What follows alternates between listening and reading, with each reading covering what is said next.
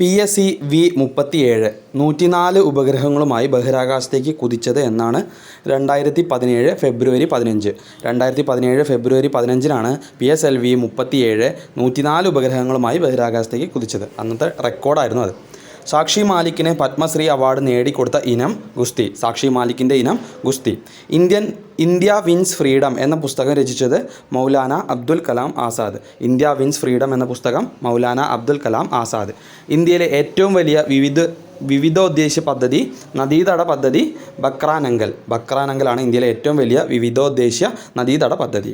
1896 ഈഴവ മെമ്മോറിയലിന് നേതൃത്വം നൽകിയത് ഡോക്ടർ പൽപ്പു. ഈഴവ മെമ്മോറിയലിൻ്റെ നേതൃത്വം ഡോക്ടർ പൽപ്പു. കേരളത്തിൽ ആനകൾക്കായുള്ള മ്യൂസിയം സ്ഥിതി ചെയ്യുന്നത് പത്തനംതിട്ട.